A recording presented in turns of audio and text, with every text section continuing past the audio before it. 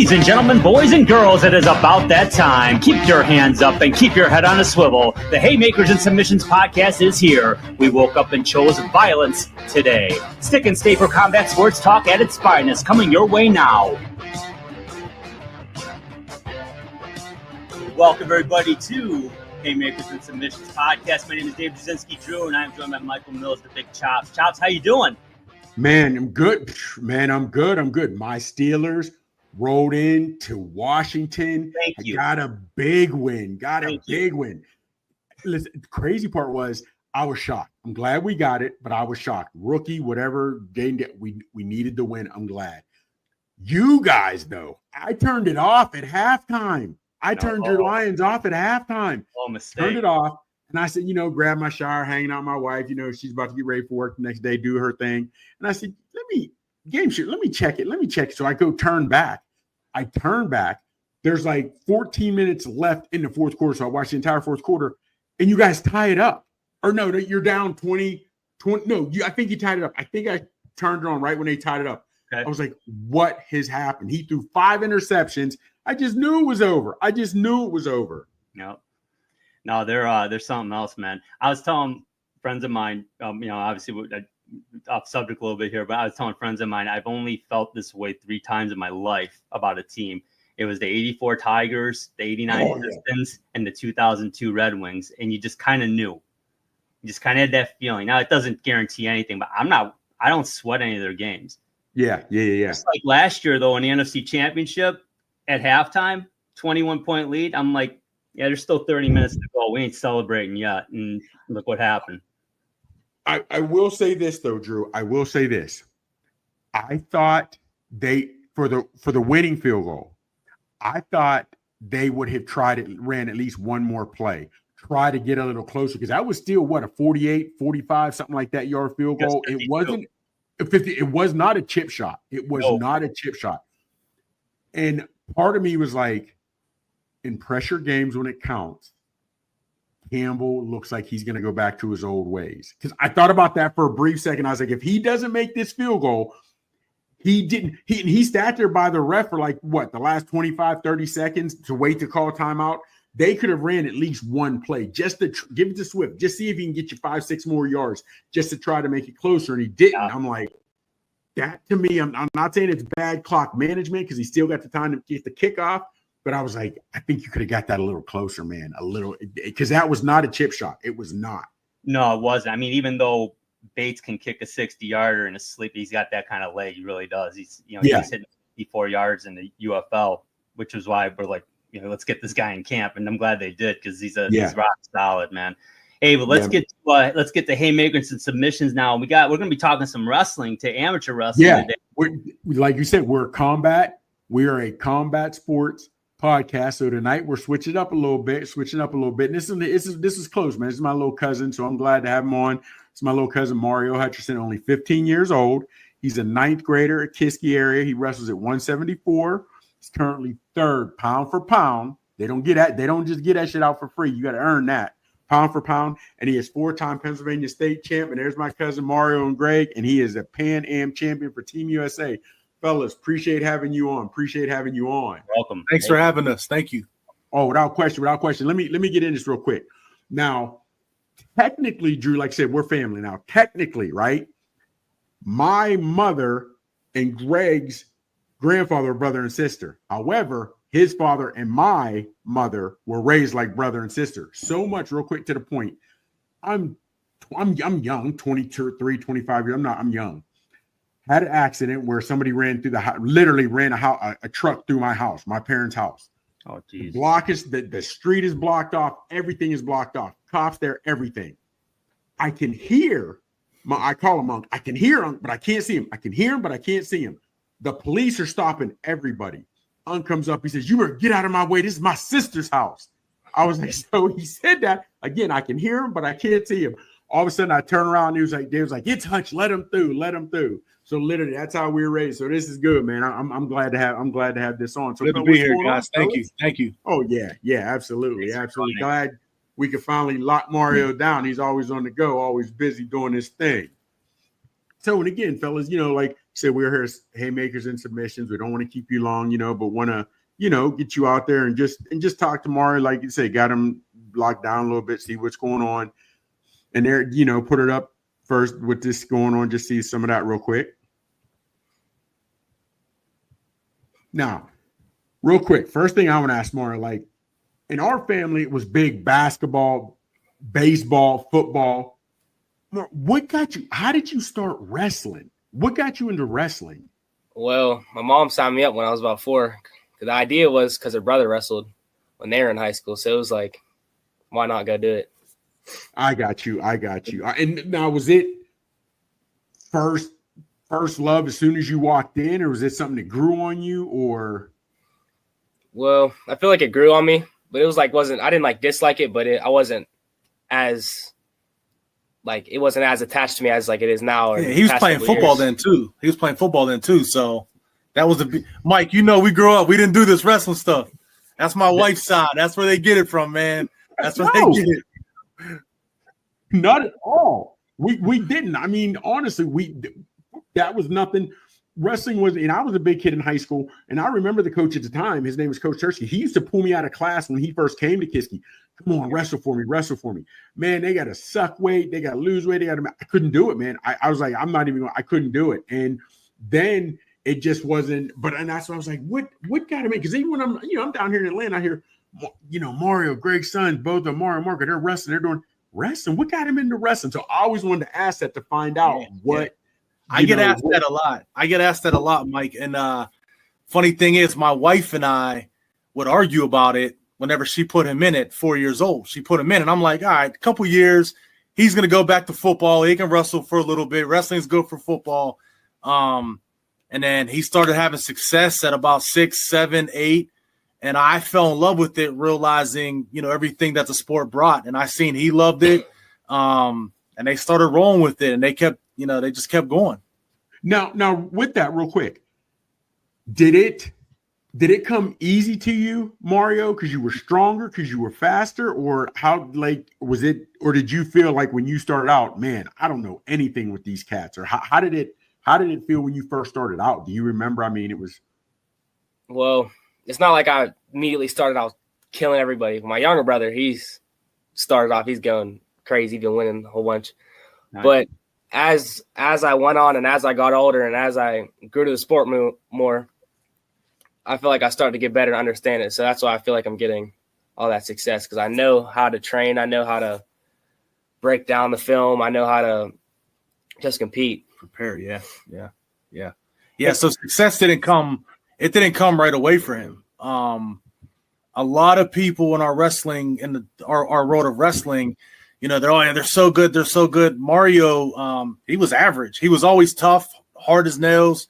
He was an average wrestler, but he kept sticking to it, obsessing in it, learning the sport.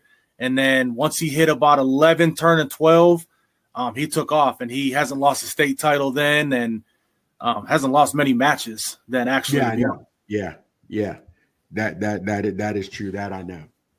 Hey, Mario, this past summer, so you represent your country, United States, in San Salvador, El Salvador, in the Pan Am Championships. What was it like wrestling in another country, representing your USA and winning that Pan Am title?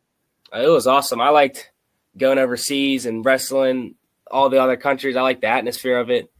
It was just good to get my foot in the doorstep in a way, because I know that I'm going to be wrestling more international stuff in the future. Did you find, were you viewed as like the enemy there? Did you get a lot of boos? Well, they're either rooting for you or totally against you. Yeah. Totally. Yeah. So there's no in between. Either it was insane in the arena. They didn't like the Americans. They're not cheering for us at first, but then Puerto Rico team, Mexico's going at each other. If we're wrestling a kid from Mexico, they're cheering for USA. Puerto Rico is, and vice versa. So that's kind of how it's happening. And it was wild there. It was interesting. Now, real quick on that though, when you're there, did you guys stay in your own hotel, or did they have Team USA, like almost like the Olympic Village where the entire team stayed together? How did that work? Well, we had our own hotel, but you could stay with your parents if you wanted to. I wanted to, because it was an international hotel in a way, and it was weird because it was like in Salvador, it's a real small town, and at the top of the hill in a way, it was real nice up there. It's clean in a way, and where we were at, it was just a little rundown. Yeah. So our hotel, the parents' hotel, was a Hilton. It was nice. The team hotel was down closer to the arena, more in town. They didn't have a sauna. They didn't have a gym in there. So the coaches from USA, if you were cutting weight, if you had to lose some weight, you could go stay with your parents up in the team hotel because we had a sauna in our hotel in the weight room. So the USA coaches were great. Letting that happen. There was about 4 or 5 kids who were able to go stay with parents to help cut weight through the night. Oh, okay. Very cool. Right. Yeah. Hey, so the pound per pound high school rankings came out. Okay, and you are the number 3 ranked freshman, not in your county, not in the state, but in the country. I mean, what's your thoughts on that? How do you handle that? And how do you continue to climb in those rankings? Because that's special. Well, I could appreciate it because I could have been down lower in the rankings, but there's people ahead of me that are my weight. Actually, the kid in front of me is my weight, which I know I could beat him. I know I could take him out, but it's where they put him. And more I just keep winning and succeeding and then the rankings will work out. Real good. Man, good attitude. We went to, now, of course, I live here in Georgia, but even when I was in high school, there were a lot of guys who were pretty good, we thought, at Kiski, in wrestling, whatever have you. So I am literally getting calls on what he's doing, you know what I mean? And these guys are ex-wrestlers, whatever have you. And we'll get into it a little bit later about the tournament he entered declaring.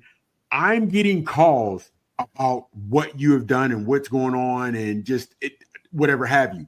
So we are at the Olympic wrestling trials at Penn State. His dad and I are texting. Mario, you were trying to cut weight. So you would send me that picture of him on the bike. Mm-hmm. I didn't even realize these guys, we were talking to these guys, we were in the Pepsi box. And I wish I could remember the other guy's name. He used to wrestle for Penn State, but there were also some guys from Bucks County. And I showed a picture. So I showed the picture of the guy I'm with, Merlaki. We grew up like brothers. And he said, man, he said, and his young son says, that Mario? I said, yeah, he's cutting weight. I said, hey, and then his dad said, well, Hutch, you got to do it. This dude who we're not even talking to said, you know Mario Hutcherson? And it was like, I'll never forget it. And we just looked and was like, yeah. And I was like, yeah. He said, man, he's out in there. They start going on. Again, I live down here. So Joe Merlaki's like, dude, you don't understand. Up here, because Merlaki follows all the wrestling. He was like, he's doing his thing. He's doing his thing. So, of course, I heard it. You know what I mean? But I didn't know. And of course, family will tell you family's doing well. But now I'm hearing other people just like, no. He's legit. He is really legit. So I'm like, that really, you know what I mean? So it's been a crazy year. Yeah, man. I mean, I'm telling you, we're sitting at the Pepsi box and this dude looks over my phone and is like, you know Mario Hutcherson? And I was like, yeah. And then we started talking about that, whatever. Now, real quick, because I know this is real about Mario, but also I want to ask the dad a question, right? So Mario's wrestling schedule, no disrespect, because I love my alma mater. But you don't get this from just wrestling at Kiski. You don't get that from just wrestling at Kiski. So luckily, we are blessed because a lot of elite kids, like in Mario's situation, they can't even practice at their high school because they have no one to practice with. Maybe they don't come from a great wrestling program. We're lucky to have Mike. You know how strong of a program Kiski's been for years. When he's at Kiski, he gets good workouts. He's wrestling with the ex-college kids who are now, a couple are now coaching at Kiski. He has 2 kids at Kiski that are going to wrestle Division I as well that he practices with. And the coaching there is top notch. So it's like the nights we're at Kiski, he gets great work. He's focused on certain things. The night we're at our clubs, he obviously there's some of the best clubs and coaches in the country, actually the world. So he's getting great coaching partners there. So we're lucky right now that anywhere we're really at, he's getting high level coaching, and we're lucky to have a high school that cares about wrestling and produces, Division I wrestlers every year, every few years, and have great coaches. And now with that, like you said, Mar's only 15. He doesn't drive. So how between you and his mom How's that logistic works? How do you guys do that? What's an average typical week? How getting him there, making sure he's there? You know what I mean? Yeah. So a lot of times, I'm the one taking him to practice. I sit and watch some of his club practices because I didn't wrestle. So when I'm in there, I'm learning as well. I'm listening to lingo from the coaches. And it's crazy because my wife comes home from work. You know, everything my sons do, they're on a meal plan. They have personal strength coaches, nutritionists. So she's automatically putting the meals together. So they'll get a pre-meal before practice on our schedule. We go, then they come home and she's feeding them and, you know, feeding them healthy stuff to keep their weight right and keep them growing at the right weight. So a lot of times I'm taking them and my wife stays home at night and she's doing the cooking and the preparation for the meals for whenever they get home and for the next day. So when they come home from school. Yeah. So we always pre-plan. Yep. I got you, a team unit. And it's funny you say that because which leads me into my next question. Because like you said, you sit in the stands. And I've been to a couple of really only one because I just happened to be up there when he was wrestling.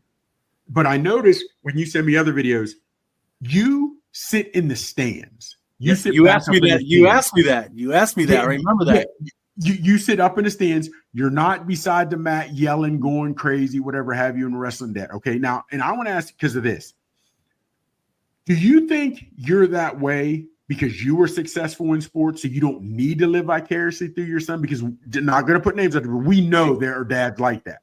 Yes, there is. Because they didn't do it. You know what I mean? So is that why it's easier for you to sit back, just let him do his thing, make sure he, you know what I mean? What makes it easy for you not to lose your temper, not to get up there and yell and holler like that? So the only time I kind of go down on the mat is if their coaches aren't there. And I'm not a wrestling coach. I get parents that ask me that all the time. I handle strength conditioning, nutrition, schedule, mindset, everything except for the on the mat wrestling. And I'm smart enough, I would think so, to understand that there's better guys that know more about wrestling for me to let my son go and let them coach them. So I sit up in the stands. I can't help them on the mat. In this sport, I can't go out there and wrestle for you. My wife, you know, she's sitting up in the stands. She was raised in wrestling. So we sit up there and we relax. We don't yell. We don't scream. This sport's already tough enough. So I don't want my sons to have to battle whoever they're wrestling and then have to battle listening to dad screaming on the sidelines or mom screaming. So I just sit back and relax and I'm, you know, just enjoy them on the mat. I try to take it all into perspective. That's all. I got you. Because like you said, it is rough because we say it all the time here. You can play baseball. You can play football. You don't play wrestling. No, you don't play boxing. It's different. You know what I mean? No. So I get you on that. Now, okay, this is what people were calling me. I mean, multiple calls I got on this one. Mario enters an open college tournament, not a tournament that was just at a college, but it was for college students. You know what I mean? Whatever have you, open, but there was college guys there. What was your thought when he came to you and said, Dad, I want to compete I want to do this and compete as a high school freshman? So it actually happened a year ago. We were driving home from a middle school tournament in Toledo, Ohio, and we were watching the Clarion Open, which is a strong preseason college wrestling tournament. Michigan's there, Pitt's there, Ohio State, Buffalo. So there's some good teams there. And as we're watching it on the ride home, propped up on the dashboard, and we're, you know, just listening. We know watching some college kids that were at our club, and one of the kids that he trains with was in the bracket. He was a sophomore last year. Bo Bassett was wrestling in the bracket, and Mario just mentioned, I want to wrestle in that next year. So, okay, I didn't, you know, one in ear and out the other. So whenever the registration came time, I literally mentioned it one time, and I said, that Clarion opens in a few weeks. You want to wrestle in it? And he was like, yes, yeah. Thanks for letting me know. Because it just literally popped up when I'm scrolling wrestling stuff, sent me a reminder, and he said he wanted to do it. I registered him, and we just went. We went to get some good quality matches and to get ready for the high school season. And it just so happens he kept winning. Now, that's what you're saying. Now, going in, you know you want to do your best, but Mario, did you have any expectation where you thought you would finish? I know you wanted to do your best and give it all, but did you have any expectation on how well you do? Well, I was going to win it, obviously, but I was taking it one match at a time and just focusing on one person at a time. Because if I looked down the bracket and I had this guy, I have that guy, then that's when I get caught up short. So I just took it one match at a time, took my time, just going through the bracket. I got you. So as you walk in, your mind is on, this is a business trip. So you're there on a business trip, but are you even looking at any of the competitors there thinking, I'm 15, these are grown men. Some of these are grown men. You know what I mean? Did that ever go through your mind? Or you're like, yo, I'm here for business. A lot of people might think these are some of the best in God. Man, Mario, you got to deal with them. Or were you thinking, nah, they got to deal with Mario? Like, I knew that I could trust my training, so I wasn't really like nervous in a way. I knew that I trained my hardest. I trained to my full potential, so there should be nothing I'm really nervous about or should be concerned about. I got you. Okay. That's good stuff. Got to be difficult to keep your focus, because you're walking into like Chop said, grown ass men, right? I mean, that's just an intimidating thing, but that's good that you keep your focus like that. But looking at this year now, you're a freshman in high school. Pennsylvania is a hotbed for wrestling. I mean, everyone knows that. So what are your expectations and goals for this year for yourself? Well, starting off in December, I want to win Powerade. And then moving down the line, Whippeals and eventually states. But there's some little tournaments in there that I would like to get under my resume and start off my freshman year solid. Now, what's in December? And do you know the dates on that? Powerade, it's, I believe, 2 or 3 days after Christmas. Yeah, the Powerade tournament. It's one of the top national high school tournaments in the country in season. Where is it? Cannon McMillan High School. All right, I'll be home for Christmas for that. So that'll be why I'll be home for Christmas. So speaking of the college thing, one of the things we were doing, we were going to that college tournament to help get ready for Powerade, just to get that grown man feel at the way he wrestles. So that was something we were going there to work on, some stuff that he's working on in the room at the College Open to get ready for Powerade. I got you. Now, Mario, you're at 174. Is that a natural way for you? Do you have to suck a lot of weight depending on, or are they hard cuts, or is 174 pretty much your walk around weight? Yeah, I'm right around 174. I might have to cut 2 or 3 pounds, but nothing big. I'm just focused on wrestling and not having to cut no weight. I got you. So you're successful on the mat. We know you love wrestling. The hard work, everything you put in. When you're not wrestling, what do you do on your downtime? What do you do when you're kicked back? What do you do for fun other than wrestling? Well, I'm a big Steeler fan. So I like watching Steeler games. We went to the Steelers versus Giants game a couple weeks ago. That was real fun. I'm a big MMA fan. I like to hunt and fish, do that type of stuff. And that's just all that stuff. Okay. Now, is that from your mom's side? Because not a lot of us, we didn't do that a whole lot of our side of the family either. No, they don't either, Mike. They don't either. So a lot of his friends hunt and fish. That's how he actually got into that. One of his good friends, he went hunting with a couple times over the years. So that's how he got into that. Well, I'm actually going with him this year, though. I'm going out to the woods with Mike. Yeah. I'm going to go in a couple weeks. Yep. Okay. So you guys going out for what? For buck and deer, big game? Yep. Absolutely. Okay. Now, real quick, Mario, since you said you're in MMA, we're going to get into the UFC we got coming up. But real quick before that, seeing that wrestling is what you do and that you're starting out. Now, we've seen a lot of guys transition, and the rumor is that you'd like to too, once you're done, transition into MMA. Now, is that a rumor? Is that it's down the road because you're a youngin', but is that down the road what you want to do? Go to MMA? Well, there's a high chance that could happen, but no guarantees, no for sure's. But there's a high chance I could do that. I could try to make an Olympic team for wrestling. It's still up in the air right now. I got you. Because when you look at some of the most successful guys, whether it was, and you go back to, and I've been watching a long time, George St. Pierre, Matt Hughes, there was always a saying, if you can't fight on the ground, you can't fight. And even now, when you look at guys from, the Dagestan wrestlers, Khabib, who some people consider the GOAT, and then you have his cousin Umar Nurmagomedov. I'm trying to think of Makhachev, Hamza Makhachev. Those guys, like when you see when they step into the ring, they're never the underdog. They're never the underdog. So, and like Bo Nickel is also, with the American name, he's the hot one now. So as of right now, as you said, maybe in the future. So you're not really thinking about that. I mean, I know wrestling is what's on your plate now, but you're not really looking forward to that. Or ideally, you'd really want to go to the Olympics even before you'd consider that. Well, I would like to fight in UFC, but it's either that or the Olympics at the end game is as of right now. But there's still no for sure. There's no. I got you. Now, okay, so real quick before we get you guys out of here, this Saturday, UFC 309. We got Jones, Stipe. Who you got? John Jones, the GOAT. John Jones. He hasn't lost yet. He hasn't lost, Mike.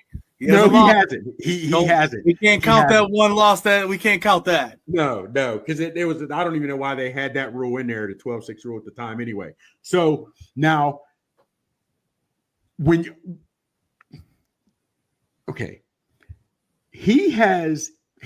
on paper he wasn't a better wrestler than Cormier.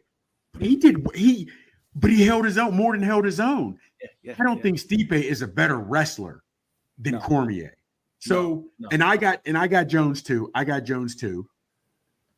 Do you have him grounding and pounding? Do you have him knocking him out? And what round you got it in? We like to predict the round here on Haymakers and Submissions. I'm gonna go with second round, I think. Because I feel like if John can't get him on his feet, he's just going to take him down. Take him down, yeah. Beat him up on the ground and submit him. Me too. Yeah, I think John's better everywhere. He's better everywhere. He is. Yeah, Jones's toolbox is definitely bigger, definitely deeper than Stipe's. And I like Stipe. He's a great guy, but they're just, and as they say, there's levels to it. Mm-hmm. And they say he might have been the greatest heavyweight champ as they look at it, but Jones is just a different animal. He just is. He's just a different animal. He really is. And it's not like Stipe is going to be way bigger than John Jones either. No. John Jones fights Aspinwall. Aspinwall got 20, 30 pounds on Jones, but Stipe doesn't. So that's something that goes into John's favor. Yeah, but even Aspinwall, and I understand Aspinwall has been beating everybody else, but I still don't. Levels. Yes, man. Yes. And Stipe, because of the belt that you held, you want to come out, and get back at it. I think that's why they're giving him a fight. And Jones is taking it. You know what I mean? But Jones said, to be honest with you, he's looking at getting a mega fight with Pereira, the 205 champ, which I'd love to see that one. I'd rather see that than Aspinwall. Yes, I'd love to see that one because at least Jones will stand up with him for a little bit, but Jones uses those feet. Now I understand Pereira was a kickboxer, he has feet too, but man, Jones, and I understand in fighting anything can happen. Man, it's just his skill set. You got to give him his props. You have to give him his props. So real quick, what do you have do you have anything else, any other tournaments coming up or anything other? Or are you just gearing up ready for the regular wrestling Kiski season? Yeah, I'm just getting locked in, taking a couple of days off, rest and recover, and getting ready to sprint the season, get through it. It's going to be a long, tough season. Yeah. Now, when you say a long, tough season, is that as well you're looking at the Kiski season with the Kiski, the high school guys you're wrestling, or are you considering like the other tournaments you're doing? Or you're still going to give your Kiski opponents respect, saying it'll be a tough season? Yeah, they're all tough. It's just it's a long high school season. His season goes from now – and because he wrestles internationally with freestyle and trying to make world teams. So when states are over in March, he has one of the biggest tournaments in the year, the U.S. Open in Vegas, right in April, which he has a transition to freestyle to try to make a world team. So it goes from there. Then if you make a world team, you're training, for worlds all summer. And so it doesn't stop. So actually, like right now in the past week and a half and 2 weeks is like his downtime to rest, recover, stay off the mat, because once this next week this week starts with the season, unfortunately he'll get little breaks in between, but unfortunately it goes right into freestyle and trying to make world teams. I got you. Okay, all right, fellas. Mario fan, appreciate it so much having you on. Appreciate everything. Appreciate the time, and definitely we want to have you on again. I'm just glad we were able to get you locked down, today, finally had you stopped for a little bit long enough. And we will definitely let you know when it's going to be out. It'll be on the Roku channel Friday. It'll be on Twitter tomorrow night. It's on our Roku channel. YouTube as well. Yeah, YouTube channel. We'll have it out there. So we'll definitely let you guys know and tag you. But again, thank you so much. And I'll see you guys over Love the show, guys. Thank you. Love the show. Appreciate it. Appreciate you guys being here. Thanks, man. Awesome interview. Awesome interview. I didn't want to put this out there, but cats were calling me. It's like, yo, your cousin's whipping everybody's ass. You know, like it's like, you know, you get a kid who is in 6th grade. My son's on the honor roll. Everybody's on the honor roll in 6th grade. You know what I mean? So that's what I was looking at. My at. school they weren't, but yeah, I get you. Yeah. So, and like I said, man, we didn't wrestle back when I was in high school. We didn't wrestle. None of our family did. Basketball and football were our main 2 sports. Baseball a little bit, you know, but it was football and basketball. So when he said his son started wrestling, that was awkward. Now, look, man, we do what we do. Can't get out of here without talking boxing. Got to talk boxing. We got to talk boxing. Excellent segue, Chops. Let's talk about Keyshawn Davis, man. He made quick work of Gustavo Lemos, and I'll tell you what, I was really disappointed.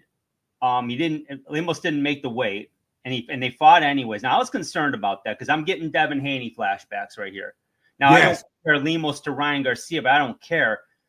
He rehydrated up to 155, I believe. That's 20 pounds. Yes. Oh yeah, and it's like okay. And he put on 6 pounds from that morning weigh-in till the evening walking into the actual ring. So he was putting on weight all day. Now. Yeah. Go ahead. Do you say? Well, to me, it says 2 things. One, you're either not in shape, although he didn't look out of shape, but he was not in shape. I'm sorry. If you can't make weight and you can't even make the rehydration weight, and then you end up ballooning up 20 pounds in 24 hours, I mean, something's not right. And me, I could see that because Davis went downstairs early and often with the jab, and you could see it was buckling him. He immediately was dropping his guard right away to protect his gut. He wasn't able to handle that. And that, to me, that was the fight. I don't know what you saw. That's what I saw. And I was like, not good. Well, here's the thing, man. You and I were both worried because of the Haney and how that thing goes. 20 pounds is a lot, man. 20 pounds is a lot. If you miss weight by 3 pounds, people will make a note of that. Because you're probably going to balloon up another 7, 8. So you could be an extra 8 to 11 pounds by the time he was 20. And you're right. He didn't look out of shape because he was only 155. But now imagine if he'd have been to 135, he'd have been ripped. He'd have looked better. So you're right. He didn't look out of shape for a guy regularly walking the street, but he didn't look tight for somebody who should have been 135. Right. Now, I also was worried, right? About the weight. When I started, let me back up a minute. Mm-hmm. You know how they say it's disrespectful when you don't make weight. Yeah. Then he disrespect or shows lack of whatever by continuing to put weight on. Okay, like we said, he put weight on. Then I know you were at a disadvantage in reach. We know that. We get that. However, did you see I don't even call him looping. He was just lunging hooks. He was throwing at Davis. Okay, first off, you're 20 pounds heavier, so you're going to be slower. You were using no technique. So you don't make the weight. You don't make the rehydration clause. You put on weight over that. You're 10 pounds over the rehydration clause. You're throwing these lunging, looping, wide hooks, just going for broke. I want to know, was your head in the game at all? Was this ever anything Lemos was taking serious, or was this just something he did for the payday? And you know what I mean? Because I don't know, man. Wasn't a good look at all. No. I agree. It's a disrespect to the sport and to your opponent and to yourself, quite frankly. Yes, and the knockout was nasty. It was nasty, knocking down. And Davis put in work. Davis did what he was supposed to do. Yep. He took the fight. You're in my hometown. He said the fans paid for it. He had a lot of pressure on him being home. The fans took it. The guy's 20 pounds overweight. If he's in Vegas, if he's somewhere else, he may not have taken that fight. But at home, he has to. He handled business. He came and did what he was supposed to do with an impressive knockout. Impressive.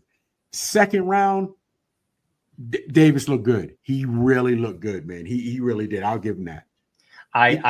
He immediately went after his opponent's weakness. He knew he came in heavy. He immediately started jabbing downstairs. He immediately was going downstairs. It was smart. Which to me, I thought you would box, get in, get out. Hit it to the head a little bit, get in and get out. Because I didn't know if he wanted to work to try to go to the body, duck down, come down lower, because you also had the height advantage on Lemos. So now you're coming to the body, you're lowering yourself. You are putting yourself right in firing range of one of those hooks, one of his power punches. Because Lemos is a power puncher at 135. So and he throws punches and bunches. So now he's 20 pounds heavier. So Lemos didn't have the gas tank to go to distance. So you figure he was going to try to get it out of there early. So I give Keyshawn tons of credit, tons of credit, taking the fight, putting on a spectacular show, and finishing it the way he's supposed to. I give him mad credit on that, man. Mad, crazy. Yeah, I can't wait to see what's next for him. Other than the guy we're going to talk about next, he's like the number 2 guy for me in terms of future prospects. He is an up and comer. Now it's 12-0. Yes, 29-1 going in that fight. So he's I know. And Lemus, no matter who he fought in his other 30 fights, he came to bring it. But I just never seen him look that undisciplined. That's what shook me, that hopping. I don't know, man. I don't know. I knew Lemos could be hit, and he's taking punches because he'll get in there and he'll just start wailing away on you. And if you can stay composed, you can pop him with a jab or retaliation, hook, whatever. But just the way he looked Friday night, I don't know, man. I don't know. The way you fought, it just was disrespectful to your opponent, to the sport, to the entire event, in my opinion. Yeah, and to your point, in the first round, Lemos was coming in hard and very awkwardly. It reminded me of the schoolyard fight. That's how an untrained, strong fighter will come at you. It's awkward, and you got to be careful of that too. Yes, That to me, I don't fight like that, but I do box and train, and it's like that's the awkwardness I don't like, because it's exactly I have to almost abandon my technique just to combat that, and that's trouble. And you're right. And an awkward fighter is always hard to fight. Right? With an awkward fighter. And he was a heavy, awkward puncher, or I don't want to say wild or awkward, but he threw punches and bunches, and he would get in there. Sometimes a lot of his fights you could fight in a phone booth at 135. Yeah. Now he's rehydrated to 155. That was dangerous, man. But you have to give Davis credit. You got to give him all the credit in the world, man. He handled business. What'd you think of him calling out Tank afterwards? Oh, man. I'd like to see that one. Now, the question is, Tank will hit him. Tank's going to make weight. Tank's going to come in. Tank's going to live the power. Tank's not going to have that same wildness that Lemos had. He's going to have the same reach advantage on Tank as he had on Lemos. But Garcia had a reach advantage too. You know what I mean? So Tank's at a disadvantage in reach against everybody. So that's going to be nothing new. So I'd like to see it. Let's put it this way. I'd rather see Keyshawn and Tank before Shakur and Tank. Shakur's just not entertaining to me. He isn't. He's a great tactician, but he's just not entertaining to me. So I don't think Shakur can beat Tank, but Keyshawn Davis. See, Davis. You talked about Garcia. Garcia's a head case. As talented as he is, he makes mistakes mentally, and certainly outside the ring, we see it all the time. We read about it all the time. But in the ring, mistakes get made. His power makes up for that in a lot of them. His power makes up. Very true. It's a good point. But Keyshawn Davis, much more cerebral fighter. I thought that going in, it's validated to me after watching him Friday night. I mean, he is a very smart fighter. I appreciate fighters with great skill that are very smart. You can tell. Yes, They're absolutely. not just relying on it. Not saying that a guy like a Deontay Wilder's not a smart fighter, but he's going to rely on that one punch. Yes, that overhand right. That's it. Exactly. That's overhand right. Real quick before we move on to Boots, did you watch Abdullah Mason? Did you get to see that young cat fight? Did you see that one, Abdullah Mason? I watched and I agree with you. That first round is like the rest of the year. Fireworks. You know what I was thinking of when I saw that. Yeah, it wasn't that, but it was good. It wasn't that. Now, but I liked what Mason did. Young cat, young fighter, got knocked down twice. Yeah. Still got up and handled business. And that knockout was vicious. That knockout, the way he ended, that was vicious. But I was more impressed, not by how he finished it, because we knew he had power. We knew if he catch somebody young, he could knock somebody out.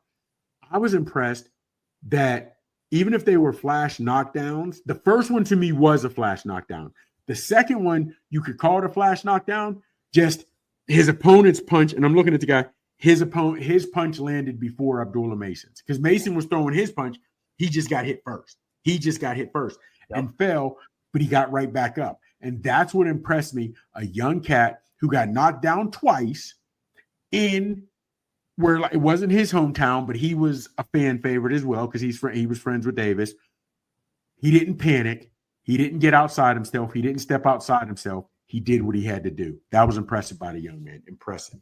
It's always impressive. Oh, absolutely. It's always impressive to see a fighter that's able to regroup. Yes. We'll always remember Diego Corrales for what he did. Ooh. We'll remember Marvin Hagler. So that's what reminded me of the Hagler-Hearns fight. Hagler and Hearns in that first round, Hagler took a beating. He didn't go down; he took a beating. Yes. Winning that fight. So that's always impressive. That's the heart of a champion right there, and you got to and also him too. Without question. Let's talk about Boots, man. He wins by a UD over Karen Kazak. If I can say it again, Kachusian. I know. Retaining the IBF welterweight championship. Now, this fight was better than the first one because the first one, again, absolutely, every judge had Boots sweeping the fight. This one was a lot better. But I got to ask you this. Now, Boots won pretty convincingly. He put Hutcherson down in the 5th round. But up until that 5th round, if I didn't know the sport and I'm listening to DAZN, especially Sergio, just like talking like Hutcherson's winning the fight, and it's like yes, I know. No, he wasn't. But they were saying a lot of the same things I was saying because it was just a complete 180 of the fight we had seen, a complete 180. So now I'm asking myself, just go with me, just embellish me on this. Do you think maybe Kareem, I don't even try to pronounce his last name. Do you think he was, for lack of a better term, in awe or sick or something was going on in the first fight? Because he ran more than he does. He's normally there to bring it. He's a hard guy, a fighter, and he brings it. He didn't do any of that against Boots. So I'm like, what happened that he wasn't even himself that fight? You know what I mean? Because now, again, this fight was a complete 180. But something you had mentioned, how he sent him down in the 5th, and he did. But that to me was veteran move by Kareem, because he knew if I keep standing up, there's a chance I'm going to get hit with a shot and get knocked out. He took that knee on his own. I'll take this 10-8 round because I feel pretty good. And up to that point, he was doing well. It was a tight fight. So he says, I'll take this 10-8 round. Let me get my bearings. Let me gather myself, because he caught me with a shot that hopefully he won't catch me with again. And that did, because that one shot, a left hook, was it, from Boots? I'm not really sure. That started the onslaught, and you could see the momentum building.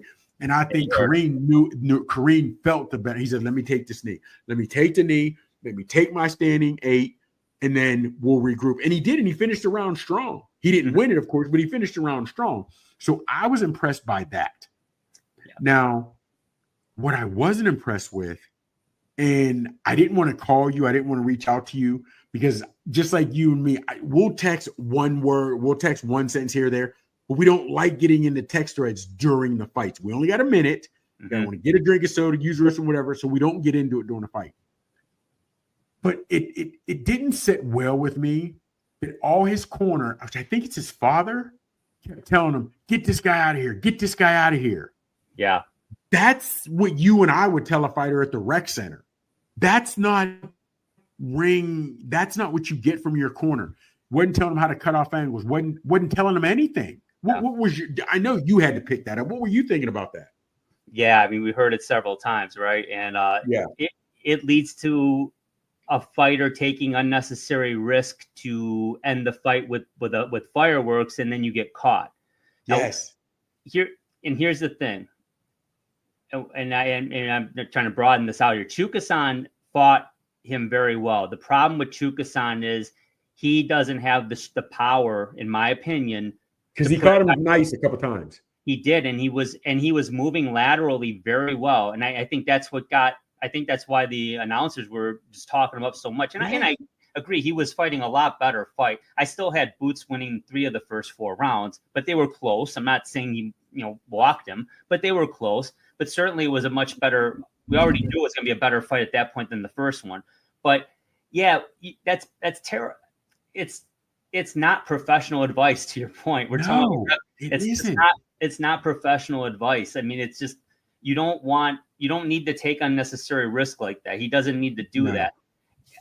I agree with you. I mean, it's amazing though. You'll hear that, and then there's times we'll hear corners telling their fighter they're winning the fight when they're clearly not. It's it's so rare that a trainer or a corner will be straight with their fighter and say, "Look, you got to step up." It happens, but not that often. But it'd be different if he, even when, like you said you're winning a fight and you're not, you're winning, you're sticking him, you're hitting him, you're moving. Okay, he's not, but those are at least boxing terms. All we're hearing is, get this guy out of here, get this guy out of here. What are you doing? You're messing around. No, you do realize he trained to knock me out just like I trained to knock him out. So it's not that easy just getting that guy out of there. However, though, man, it was telling right after the fight that I noticed, and real quick, notice he took a lot of punishment. Boots did. He got hit more. Might not have been punishment, but he got hit more. Second time against what was his name? Avanesian. In this fight. He took a lot of hit. He took a lot of, I don't want to say punishment, but he got hit a lot more than we've seen him look. However, did you see I don't know how much of the interview, if you watched any of the interview, right after, back in his dressing room, because I watch a lot after, he was like, first off, he said his weight cuts are hard. He's looking to move up to 157. He might have to move up to 157, but he also said, when they talk about you're getting hit, he said, give me better opponents. Like, if there are better opponents and he's worried about them, he knows they can hit, maybe his defense will be a little better. If that's what you meant, if that's what you're saying, okay, but you've been in this long enough to know when that leather's flying, anybody can get caught. Your defense should always be on par. Always be on par. You know what I mean? So I don't know, man. That struck me. But now, after this fight, if he'd have knocked him out or just punished him and they had the TKO stop it, maybe you make it. I'll go up to 154. I'll stay at 147. I can get that Crawford fight. Nobody's going to pay. He's not getting that now, man. I can't see it. I can't see Boots and Crawford. Not after this performance. What's in it for Boots? Or excuse me, what's in it for Crawford at this rate? You know what I'm saying? Yeah, and this is what I still like Boots. Oh, I love him. I think I still think he's one of the best, most skilled offensive fighters in boxing. I think he's very good at switching his stance. I do. I think it's funny. It almost seems like it's not so much tactical as much as he's just gonna, and sometimes it's every other round. I mean, he just up. But I mean, he said it. Get me better opponents. Because he's like, your defense, you got hit a little bit more. We need to see their old defense from you. And he said, get me better opponents. Almost like, I'm not training as much on defense. These guys you've been putting in front of me, they're not going to knock me out. They can't hurt me. And at the end of the day, I'm always going to outpoint them. But you never know with judges. You got an Adelaide Bird. You know how some of these judges are. End up giving you, losing rounds. So that I didn't like, but the skill set is there. He's still nice, but I'm interested to see where he goes from this because he's still relatively young. What is he, 29, 30? I don't think he's that old.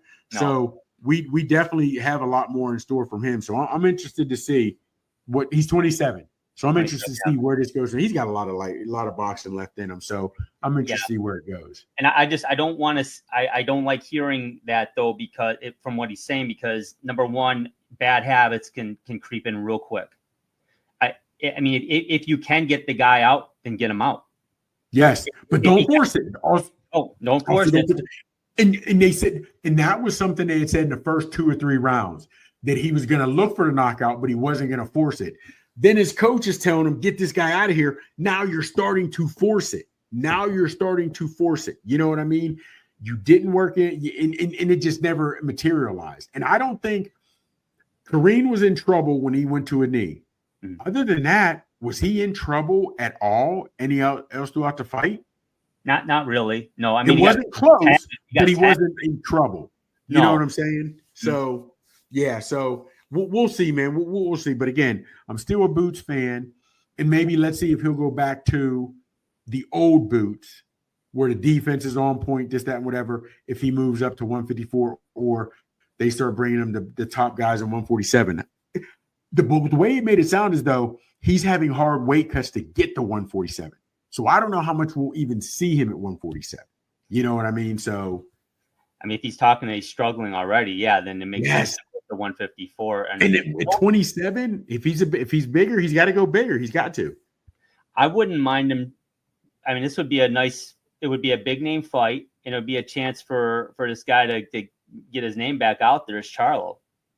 Charlo, I got you. Yeah. Charlo. Charlo. And I don't know why I'm not big on. I give him all the respect as in his skill set. But if you tell me Boots is fighting, want to see that.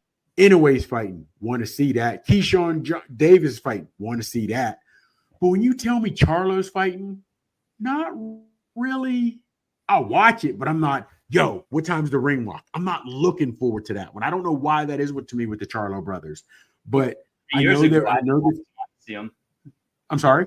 3 years ago, I was wanting to see him. Yes, yeah. But I'm just not like that anymore, man. So we'll see. Real quick, man. Before we finish off with Tyson and Paul, did you see or hear the comments in an interview that we had talked about off screen that Crawford made about Tank, where he's willing to stay at 154 if Tank wanted to come up, or stay at 147 if Tank wanted to come up, But then he made the great point. But what's in it for me? If I beat him, you're going to say I beat up a smaller guy because Tank's only 5'5", so now he moves up to 147. He said, or if I beat him, you're going to say he was a little guy that shouldn't have been in that weight class anyway. Personally, I'm in 100% agreement with Crawford.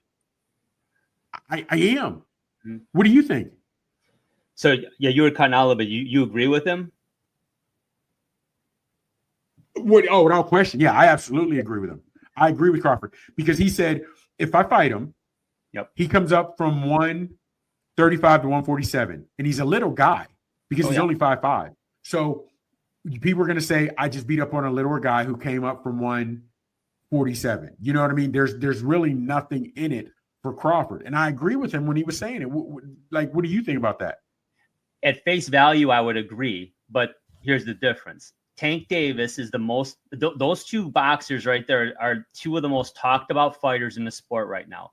You go on social media on any given day at any given time of the day, and you're going to see a Tank Davis or Bud Crawford post of some kind wondering who they're going to fight. Well, if they fight each other, I mean, honestly, I get what Crawford's saying, but on the flip side, Tank Davis is considered one of the pound-for-pound best fighters in the world, and so is Bud. If he beats him, number one, I don't know how many millions they're each going to get from it. It's going to be a lot, and that's I'm going to pay to see. Yeah, and it's probably an $85, $90 pay-per-view ticket. Yeah, they're both great fighters. They're two of the best fighters around, and I mean, I don't think if he knocks him out, great. I mean, gets him out. Okay, let me ask you this, and think for 2-3 seconds before you answer. Okay, if Tank moves up at 147, 154, and fights Errol Spence, Say he fights Errol Spence, okay? He fights Errol Spence. Okay. Errol Spence wins. Or he moves up and he fights Bud Crawford. Do you think Bud will get the same respect in that win that Errol Spence will get? That's an interesting question. It's public perception because Ennis is. I know.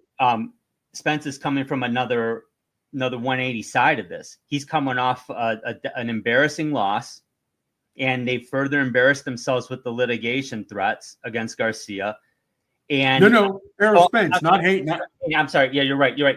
Spence got his ass kicked by yes, Earl, yes, and he didn't look right in that fight. Not at all. So when Spence would gain a hell of a lot more by beating a Tank. If Tank beats Spence, it's still a feather in his cap, dude. Because yes, that's a big time fighter. That's a champion. Here's what led me to ask you that, Drew. Mm-hmm. Because we know Crawford was getting ducked for years. Oh yeah. So he was never getting his just due. So now he stepped up and fought. He fought Errol Spence. I can't think of the other dude he fought. Sean Porter. Yeah, Porter. But the one, I don't know if he was too. Armenian or I can't think of the other guy's name. He fought. He didn't knock him out, but he did end up beating him. So now people are saying, all right, yeah, Bud. But now Bud is he's 36, 37, maybe 38. Now he can only take the huge paydays. He can't afford to fight big names that might be moving up. He's got to move up to fight big names to get the purses, try to make up for some of the purses he's missed out on so long ago. You know what I mean? So I don't know, man. I don't know, but I agree with Crawford. I don't see much in it, but you got to fight who's out there where you can make the money, man. You got to do it. I mean, if it's Tank or if it's Canelo, I'm cool with it. Yeah. I mean, we're gonna watch either way. But I like Bud, so I don't want to see Bud done wrong and get criticized if he beats a guy or you beat a ballooned up 135. You know what I mean? So yeah. And 12 pounds is a lot, man. 12 pounds is a lot. It's a lot. You know what I mean? Absolutely. So Absolutely. We'll see how it goes. We'll definitely see how it goes. All right. There's people calling this the biggest pay-per-view fight in history. There's people calling this just the greatest thing in the world. Chops, what's your take on this? Iron Mike Tyson at age 58 taking on Jake Paul with 14 ounces. 31 years his senior. 31 years his junior. Junior. Okay. First off, reports are out there. Paul's going to make 40 mil. Tyson's making 20. Yeah. Do you realize that is more than Canelo and Crawford would make? Real fighters. If Canelo and Crawford were to bang, that purse right there is bigger than that's what bothers me about what we become as a society. This is what people are paying to see. This is what people are paying to see. Fellas, but here's also the thing. It's fought in Texas. Texas is the only place that would sanction this. A lot of people don't even look at Texas and what they do, the American boxing, as a real organization. They're using 14-ounce gloves rather than the 12, which will mean less punch power and cover more air, so there's not as much damage. Yep. 2-minute rounds compared to 3-minute rounds. That already lets me know that you guys know this 50-year-old man should not be in there. You're 58 years old, shouldn't be in there. Again, there's a reason they have senior 50 and above golf league. They don't have senior 50 and above boxing league. It just gets on my nerves, man.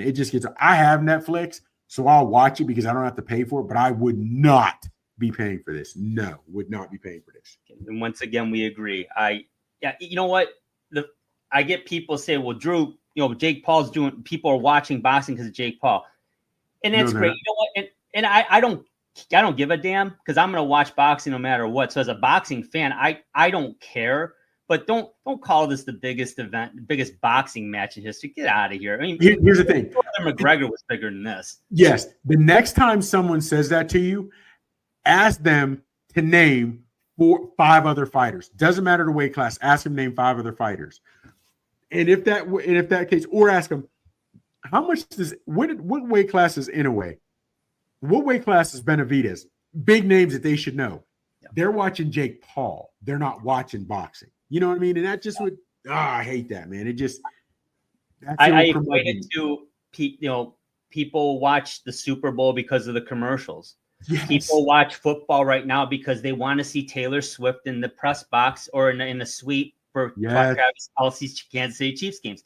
I don't care. That's great, but it's got to be about the sport still. You don't call yourself a football fan if you're watching because Taylor Swift is there. Yeah, I mean, you can have all kinds of sideshows going on, but at the end of the day, I want to see what's going on in the gridiron. I want to see what's going on in the ring or squared circle, whatever we're looking at. Yes. And let me ask you something real quick before we get out of here. Yeah. We've seen Tyson hit the mitts, seen him hit the bag. Still looks good for 58. Hell, for 28 hitting the bag. Oh, yeah. Have you seen him sparring any rounds? Have you seen any video footage of him sparring? No, and I harken back to the Rocky Balboa movie when Duke sat Rocky down in the gym. He said, "You're too old for that. We just got to build hurt and bombs. We got to build hurt and bombs because you're too old and brittle to be sparring." But here's the thing, and I'm glad you referenced a movie. Yeah, because you, like I said, you may not be at that level. We're not at that level, but we put the headgear on, or we go. Hitting the bag is completely different than when someone's throwing back at you. Oh, yeah. That's what worries. You know what I mean? That's what worries me. This Tyson, I know he's got the natural movement when no punches are coming back. I just want to see if he can continue to keep his head on that pendulum off the line when punches are coming back. Now, to me, Jake Paul has nothing. He has no skill set that should be able to mess with Tyson. However, Anthony Pettis beat Roy Jones Jr. in a boxing match. Mm-hmm. Roy Jones they're just older now. They can't do it like they used to, and youth was served. Yep. You know what I mean? Youth was served. And again, Jake Paul has one fight against a legitimate boxer that was Tyson Fury's younger brother, and he lost. He lost. That just to me, man, and this is a 2-minute fight, 8 rounds, bigger gloves. That already lets me know Texas, you're the only one that was sanctioned this, which means it's going on their records. It's not an exhibition. You know what I mean? So let's see what happens, right? I mean, yeah, let's see what happens. I'll tune in because I don't, like I said, I got Netflix. I don't have to watch it, so I'll definitely tune in. Well, we want to thank Mario and Greg Hutcherson again for joining us. Good luck to Mario, and hopefully in about 4 or 5 years, I'm going to say I interviewed that guy. Yeah, man. I've got it. It's on video, and we've got it, man. Absolutely. He's a phenom, and I love his attitude, man. He's got his head on straight. You can tell. So, and that's what. And like I said, I go home, family and friends. They'll say he's such a reserved, well-behaved kid. But as soon as he gets on the mat, it's like the old movie, Unleash Hell. You know what I mean? He unleash hell. When it is a movie, when they tell him go, it's like a light flips and he's just there. Either he's going out on his shield. There is no boring Mario Hutcherson wrestling match. I love it. Well, thanks, Chops. This has been awesome. Thank you, everybody, for watching. Hey, don't forget to subscribe to us on our YouTube channel, on our Facebook page, on our Twitter X account. You can follow us there. And we're also on the Roku channel at ESEN Network. Take care, everybody. We'll talk to you soon. Talk to you next week. Take care.